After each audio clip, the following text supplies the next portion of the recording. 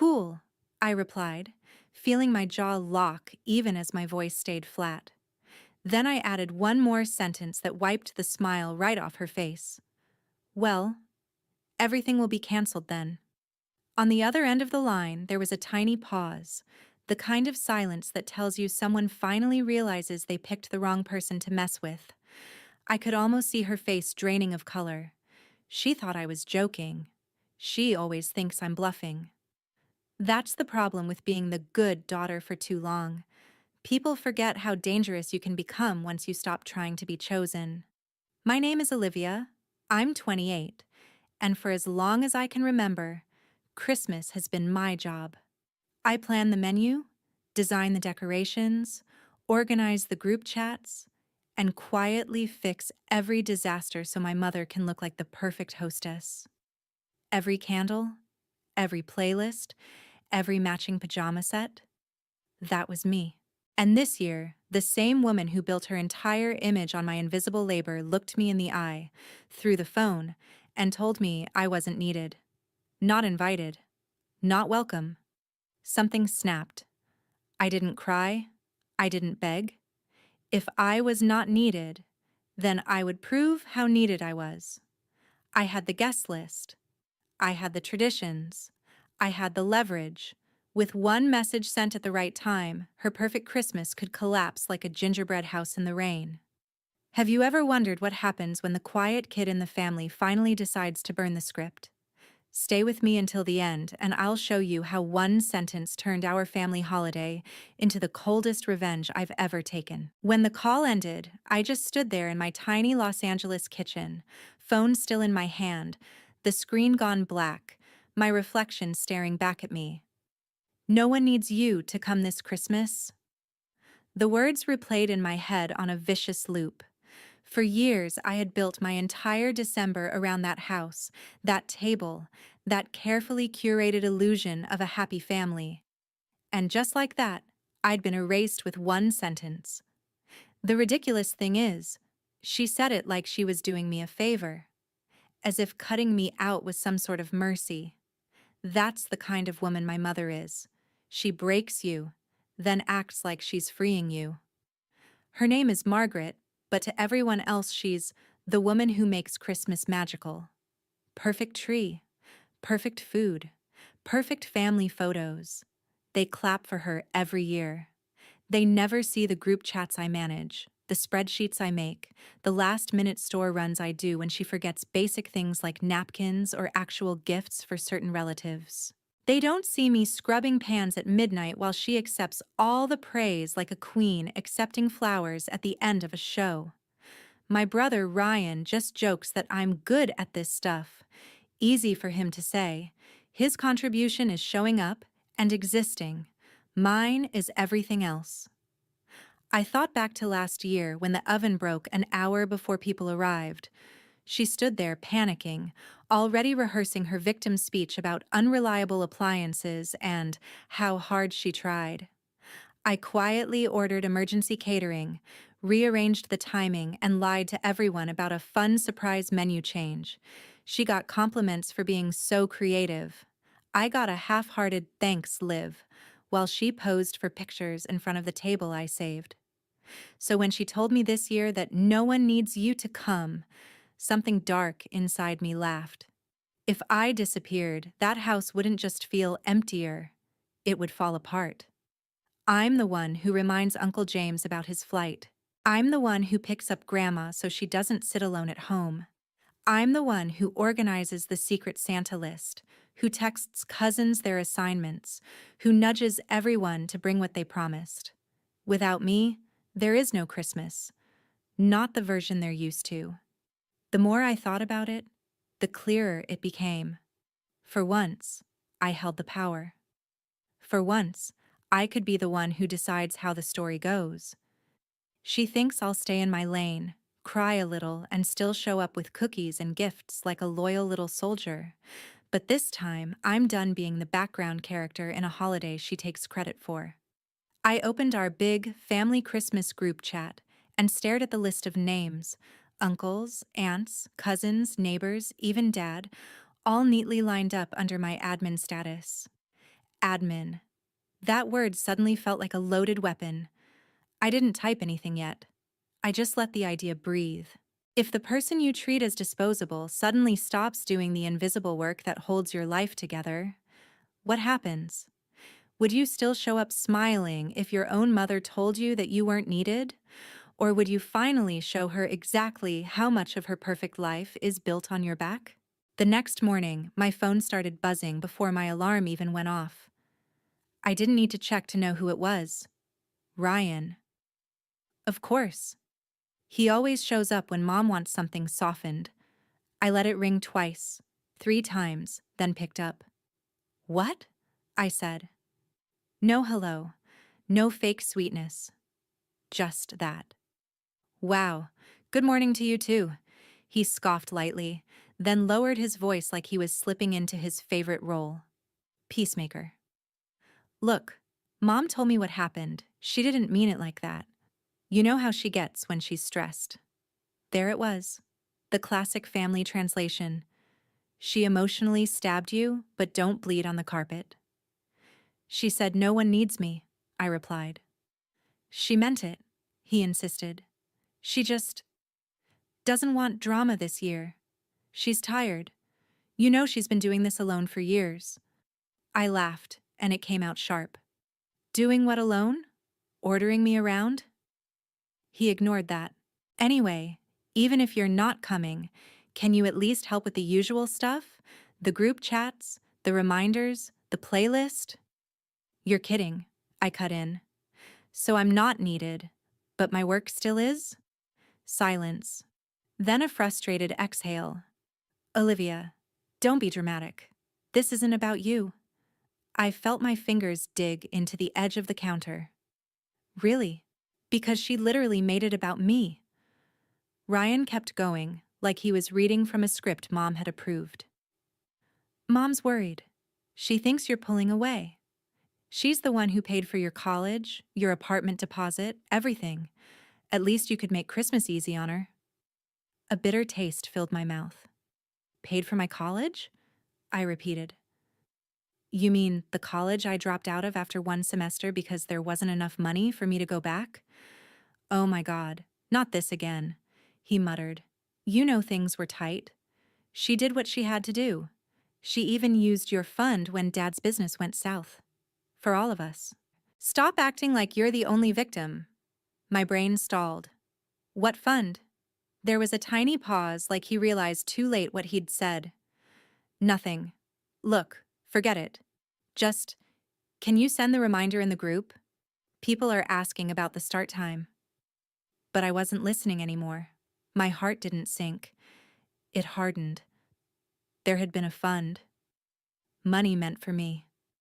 Money I'd never seen. I have to go, I said quietly, and hung up before he could spin another story. Later that day, I dug through old emails, files, anything that might prove my instincts right. I found an old message from a bank we used to go to when I was a teenager. An account in my name, opened when I was a kid. Attached was a note, college savings, for Olivia only. The last transaction showed the balance drained 5 years ago. Same year Ryan suddenly got bailed out of a mess with his credit cards. The withdrawal authorization had 2 names on it, mine and Margaret's. My signature looked off, sloppier than I remembered. My hands shook, but not from sadness, from clarity. She hadn't just cut me out of Christmas. She'd been cutting pieces out of my future for years. And now she wanted me quiet and obedient for one more performance. I opened the family Christmas chat again. This time, I didn't hesitate. I created a new group, Christmas Update 24th. I added everyone, except Mom and Ryan. Then I wrote, "Hey everyone, just a quick update. Mom told me she's feeling really overwhelmed this year and doesn't want a big crowd. She asked me to scale things down, so I'll be hosting anyone who still wants to celebrate at my place in LA. Totally understand if you already have other plans, but if you'd like a warm meal, presents, and some real talk, my door's open." I stared at the message for a second, then hit send. Seen, seen, seen. The replies started rolling in. Honestly, a smaller thing sounds nice. We were only coming because of you anyway, Liv. Can I bring dessert? I watched my mother's perfectly curated empire start to tilt, one polite message at a time. Tell me, if you discovered your mom secretly emptied your college fund to rescue your golden boy brother, would you still play nice at Christmas? Or would you start rewriting the guest list too? By the end of the day, my apartment was turning into Plan B, the real Christmas. People kept texting, asking what they could bring, what time they should come, whether kids were welcome. Every ping on my phone felt like another nail in the coffin of my mother's perfect image. I didn't tell them about the fund. Not yet. I wanted that truth to land at the right time, in the right way. Revenge isn't just about anger, it's about timing. Between answering messages, I set up my phone on the counter and hit record. If my mother wanted me invisible, I was going to do the exact opposite. My mom told me no one needed me to come home for Christmas this year. I started, staring straight into the camera. So I decided to see what would happen if I stopped doing all the invisible work I've been doing for her my entire life. I didn't say her name. I didn't say anyone's name. I just told the story. The decorations, the planning, the emotional manipulation, the way I'd been treated like staff instead of family. I didn't cry. I didn't beg the audience to feel bad for me. I just laid out facts, one by one, like evidence. At the end, I smiled, a small, cold smile I barely recognized. If you've ever been the forgotten one in your own family, I said, this Christmas is for us. I saved the video, scheduled it to go live on the evening of the 24th, and set my phone down. Let the internet watch what happens when you push the quiet kid too far. Then I got to work. I called the catering company my mom uses every year, under my account, of course, because she never wanted anything traceable to her credit. Hi, I need to cancel that holiday order, I said sweetly. Yes, the entire thing. Next, I opened the email thread with the linen rental place, the one who delivered tablecloths and chair covers so everything would look classy. I sent a simple message. Plans changed. Please cancel. Thank you. Finally, I called Grandma. She picked up on the second ring. Liv, are you excited for Christmas at your mother's? She asked, already breathless with the thought of it. My throat tightened, but I didn't let it show. Actually, Grandma, Mom told me she's really overwhelmed this year, I said carefully. She's scaling things way back. But I didn't want you to be stuck alone, so how would you feel about spending Christmas at my place instead? I'll come get you. There was a pause, then a soft, excited laugh. Oh, sweetheart, I'd love that. It's been a while since I saw your apartment. Your mother's been so busy, she hardly lets me visit. Yeah, I said, staring at the wall. Busy. After I hung up, I checked the chats again. My mother had created a smaller side group, immediate family only, and was furiously typing. I watched the notifications stack up. I don't know what's wrong with Olivia. She's trying to ruin Christmas. Ryan, you need to talk some sense into her. She truly believed I was the problem. That was fine. She could scream into her little bubble. The rest of the family was already making other plans. Around midnight, my phone lit up again. Ryan. Video call. I answered. His face filled the screen, annoyed and tired. What the hell are you doing? He demanded. People keep asking if Christmas is canceled at Mom's. Did you tell them that? I told them Mom wanted something smaller, I replied calmly. Which is true. She doesn't want me there, remember? You're twisting things, he snapped. She just wanted less chaos. Then she got exactly what she asked for, I said. Less people, less chaos, less me. His jaw clenched. You're taking this too far, Olivia. This is family. You can't just sabotage Christmas. Funny, I said, because she had no problem sabotaging my future the day she signed away my college fund. This time, he didn't have a quick comeback. He just stared at me. You don't understand everything that happened, he muttered. Maybe I don't, I agreed, but she's about to. I ended the call before he could answer. Sometimes the most powerful thing you can do is stop explaining yourself to people who never listen. If your whole family was built on a lie you didn't consent to, how far would you go to finally make everyone see the truth? 2 days before Christmas, the mask finally slipped. My phone rang again, and this time it was my mother. Not texting, not hiding behind Ryan. A full, old-fashioned call. I let it ring long enough to make a point, then answered. Yes, I said. No. Hi, Mom. No forced cheer, just that. What do you think you're doing? She hissed. No hello from her either. I just got off the phone with your aunt. She says you told her I canceled Christmas. I told her you didn't want a big crowd, I corrected. Which is what you told me when you said no one needs me to come. Don't twist my words, she snapped. You know I was talking about your attitude, not your presence. I actually laughed. So my attitude isn't needed, but my labor is? Oh, for God's sake, Olivia, she said, voice sharpening. This martyr thing is getting old. You've always been so sensitive. You act like a slave when all you do is send a few messages and bake some cookies. Heat flooded my chest. A few messages? I repeated. You signed me up for years of unpaid work and called it tradition. I handle everything, Mom, and you know it. There was a shaky breath on the other end. Then she went for the jugular. You want to talk about work? I worked my fingers to the bone for you. I used my savings so you could have a future. I sacrificed everything. And this is how you repay me? By turning the family against me? I almost let her have that narrative. Almost. But then I remembered the bank statement, the drained account, my forged signature. Your savings? I asked quietly.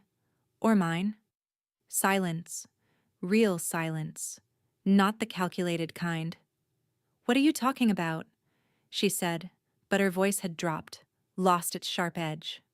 I opened the photo I'd taken of the old statement, my thumb hovering over the send button in the group chat labeled immediate family only. Then I changed my mind and selected a different chat. Christmas update 24th. Everyone. All of them. I'm talking about the college fund Grandma set up in my name, I said. The one you drained 5 years ago. The one you used to bail Ryan out while telling me there wasn't enough for me to stay in school. That money was for the family, she snapped, suddenly regaining some of her bite. Your father's business was failing. Ryan was drowning in debt. We did what we had to do. Stop acting like the world revolves around you. Right, I murmured. You did what you had to do. For everyone but me. My thumb hovered again. This time, I attached the screenshot and wrote a short message to the whole group. Since Mom told me no one needs me to come this Christmas, I decided to host whoever still wants to celebrate. Also, for those who ever wondered why I never finished college, here's part of the answer. I didn't hit send. Not yet. My mother was still talking, ranting about loyalty and respect and how I was ungrateful and brainwashing everyone against her. I barely heard her. I was staring at that unsent message, at the tiny blue arrow that would change everything. Once I sent it, there would be no way back to pretending. No more. It's just how she is. No more, she means well. Just truth. Bare. Ugly. Real. You think you're so powerful, she spat. You think you can ruin my Christmas? Let me be very clear, Olivia. No one needs you to come. Stay in your little apartment with your pity party. We'll be just fine without you. I felt my face go cold. There it was. This time, no excuses. No wrong tone. No, you misheard me. Just the sentence, again, with all the venom fully exposed. I pulled the phone away from my ear and looked at her contact name on the screen, hearing her voice still going on and on. Then I brought it back and said calmly, "Cool." I could almost hear her smirk before I added, "Well, everything will be canceled then." I ended the call and, without giving myself one more second to hesitate, hit send. Tell me, if you had the proof in your hand that your own mother sold your future to protect her favorite child, would you keep the peace? Or would you press that button too? The fallout started almost immediately.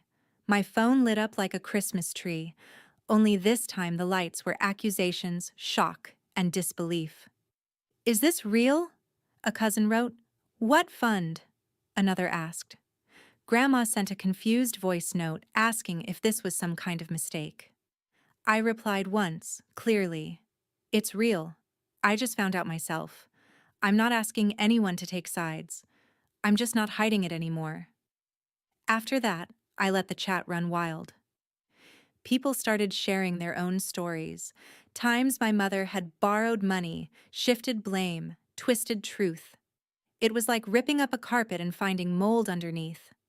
Everyone had smelled something off for years. Now they finally saw it. Meanwhile, in the immediate family-only chat, my mother completely unraveled. "How dare you air private family matters?" she wrote. "This is a betrayal." Ryan tried to play mediator again. "Mom, calm down. We can talk about this later," he typed. But even in text, I could feel his panic. He hadn't known I'd found proof. He hadn't expected me to aim this high. On the morning of December 24th, my scheduled video went live. My notifications exploded as strangers on the internet poured in. Comments, likes, shares, people telling me their own stories, their own toxic holiday traditions, their own mothers who treated them like props. I read enough to realize something important. I wasn't alone. And my family wasn't unique. It was just finally being dragged into the light. By late afternoon, my apartment smelled like cinnamon and roasted garlic. I moved between the stove and the door, letting in guests as they arrived. Cousins with casseroles, an uncle with bottles of wine, neighbors who'd seen my video and knocked just to drop off a dessert and a hug. Grandma arrived with me, clinging to my arm, teary-eyed but smiling. "You did all this yourself?" she whispered as she looked around. "All these years and you never got credit. I'm sorry I didn't see it sooner." I swallowed the lump in my throat and squeezed her hand. "You see it now. That's enough." Around 7 in the evening, my dad called. I almost didn't answer, but something in me needed to hear his voice. "Liv," he said, sounding older than I remembered. "What's going on?" "You saw the screenshot," I replied. "You tell me." He sighed. "Things were complicated back then. I was drowning in debt. Your mother made choices. With my money," I said. "With my future. Without my consent." There was a pause, then a quiet admission. "Yes." I waited for an apology. It never came. Instead, he said, "Your mother is devastated. Half the family isn't coming. Your brother just left the house furious. Is this what you wanted?" I looked around my crowded apartment. People laughing, clinking glasses, kids playing with wrapping paper on the floor. It felt messy and loud and real. "I wanted the truth," I said. "Whatever comes with it is just consequence." "You've humiliated her," he said. "She's sitting at a table set for 20, and there are 4 of us here." For a second, a tiny flicker of guilt tried to claw its way in. Then I remembered myself at 18, crying quietly in my room because I couldn't go back to school, being told, "There's nothing we can do," while my brother mysteriously got bailed out of his 3rd financial disaster. I remembered her saying I was too sensitive whenever she hurt me. I remembered her voice saying, "No one needs you to come this Christmas." "Then she finally knows how it feels," I replied. Every year, I sat at that table and felt like a placeholder. She chose this. I just stopped covering it up. He didn't respond. The silence told me he knew I was right, even if he'd never say it out loud. "Merry Christmas, Dad," I said and hung up. A few hours later, there was a knock at my door. Loud, frantic, desperate. For a second, my stomach dropped. But when I opened it, it wasn't my mother. It was Ryan, standing there with no coat, cheeks flushed from the cold, holding a half-wrapped gift in his hands. Behind him, the hallway was empty. "Can I come in?" he asked. His voice didn't have its usual confidence. "Depends," I said. "Are you here to drag me back to Mom's table or to actually listen for once?" He exhaled, shoulders slumping. "I left," he admitted. "She spent the whole dinner yelling about you, about how you ruined everything. She didn't apologize, not once. I kept waiting. She just kept saying how embarrassed she was." "Embarrassed," I repeated. "Not sorry." He nodded miserably. "There's a difference," I said. He looked at me then, really looked, like he was seeing me clearly for the first time. I didn't know about the account," he said quietly. "I mean, I knew Mom found money when I was in trouble, but I don't know what I thought. That she had savings, that Dad helped. I didn't realize she took it from you." "You never asked," I replied. "You never wanted to know where your safety net came from." He flinched. "You're right," he said. "I didn't. That's on me." The living room behind me erupted in laughter at some joke. The contrast between my warm apartment and the cold, lonely picture he'd just painted of my mother's house was almost cinematic. "So why are you here?" I asked. "Because," he said, voice rough, "I don't want to spend Christmas pretending anymore." I stepped aside. "Then come in," I told him. "But understand this. I'm not the family punching bag or event planner anymore. If you're here as my brother, not as Mom's messenger." He nodded and walked past me, eyes widening at the sight of everyone gathered there. For the first time, he saw what I could build without her. What I could be without begging for her approval. Watching the person who hurt you finally sit alone in the mess they made feels good. But is it as satisfying as you imagined? Or does it leave a different kind of quiet behind? Christmas night stretched on in a blur of chaos and warmth. We played stupid games. We burned one of the side dishes and ordered pizza as a joke. Someone started a sing-along that went horribly off-key, and Grandma laughed so hard she had to sit down. My apartment wasn't big, it wasn't fancy, and nothing matched. But for the first time in my life, I felt like I was hosting something that was actually mine. Not a show for my mother. A home. Ryan stayed mostly in the corner at first, awkward and uncomfortable, as if he'd stepped into a different universe. Eventually, one of our cousins dragged him into a card game, and I watched his shoulders relax little by little. He caught my eye once, mouthed, "Thank you," and I just nodded. He had a long way to go, but at least he was finally walking in the right direction. Around midnight, after most people had gone and the apartment was littered with empty plates and torn wrapping paper, there was another knock at the door. This time, I knew who it was before I even stood up. My entire body went still. Ryan straightened on the couch. "You don't have to open it," he murmured. "I know," I said. But I did. I opened the door just enough to see her. Margaret. My mother.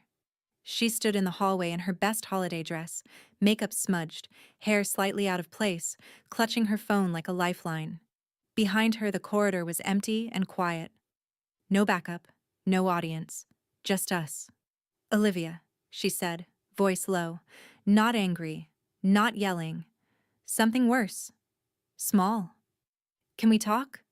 I stepped into the hallway and pulled the door mostly closed behind me, leaving just a crack, so I could still hear the faint noise of my own party. My world. "About what?" I asked. "About how I ruined your Christmas?" She winced. "You didn't ruin it," she said. "You ruined mine." "No," I corrected. I stopped pretending for you. You ruined yours all by yourself. Her eyes flashed. For a moment I thought she'd snap back, unleash the full force of her favorite weapons, guilt and shame. Instead, she exhaled slowly. Everyone is talking about that screenshot, she said. About the video you posted. I can't show my face without people looking at me like I'm a monster. Maybe stop acting like one, I replied. Her jaw tightened. You have no idea what it took to hold this family together, she whispered. Your father was useless with money. Ryan was reckless. I did what I had to do. You did what you had to do, I repeated. Fine. Own it. But don't you dare pretend you did it for me. You took from me. You lied to me. You made me feel guilty for wanting anything, and then you called me not needed when I stopped killing myself to make you look good. Her eyes glistened, but I didn't move toward her. I'd been conditioned my whole life to comfort her when she cried, even after she hurt me. Not this time. I shouldn't have said that, she admitted, voice cracking. I was angry. You were being difficult. Being difficult, I echoed. You called me unnecessary, on purpose. I was hurt, she shot back. You were turning everyone against me, planning your own Christmas. I planned my own Christmas because you uninvited me from yours, I said calmly. I didn't turn them against you. I just stopped hiding what you did. We stared at each other, years of unspoken things hanging between us like thick smoke. Finally, she whispered, I'm alone, Olivia. Your father is useless. Your brother walked out. Half the family isn't speaking to me. Are you happy now? The old me would have broken right there. I would have rushed in, wrapped my arms around her, apologized for making her feel bad. But tonight, I saw it for what it was. Not vulnerability, but manipulation. No, I said honestly. I'm not happy that you're alone. I'm happy that the truth is out. She blinked. So what now? She asked. You never come home again? You cut me off forever? Is that what you want? I looked back at the sliver of light coming from my apartment, at the blurry shapes of people moving around inside. Then I looked at her. What I want, I said slowly, is a mother who doesn't treat me like a servant or a spare part. I want a family where my worth isn't measured by how well I make you look. I don't know if you're capable of being that person. She flinched like I'd slapped her. So that's it? No, I said. That's the starting line. If you want a relationship with me, here are the rules. You don't get to call me not needed ever again. You don't touch money that belongs to me. You don't use me as your emotional punching bag and then cry when I stop absorbing the hits. You apologize, really apologize for what you did. And not because you're embarrassed. Because you finally understand that it was wrong. Her eyes filled with tears again. For a moment, I thought she might actually say, I'm sorry, and mean it. But instead, she pulled herself upright, spine stiffening.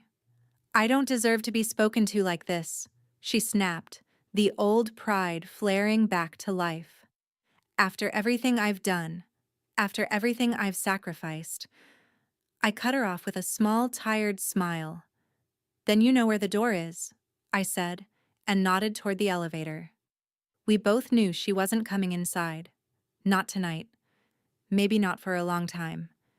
Maybe never. She stared at me, waiting for me to cave. I didn't. After a long, silent moment, she turned and walked away, heels clicking sharply against the floor. I watched until the elevator doors closed, until there was nothing left but my own reflection in the shiny metal. Then I went back inside. Ryan looked up anxiously when I entered. She here? He asked. She was, I said. She left. Did you? He trailed off, unsure what he was even asking. I told her the truth, I replied. For once, I told her the truth and didn't apologize for it. He nodded slowly, like that. More than anything, was the real revolution. Later, after everyone had gone and the apartment was quiet, I sat on the couch in the dim glow of the tree lights and let the weight of everything settle. I'd blown up my family's favorite holiday. I'd exposed long-buried secrets. I'd left my mother alone with the consequences of her own choices.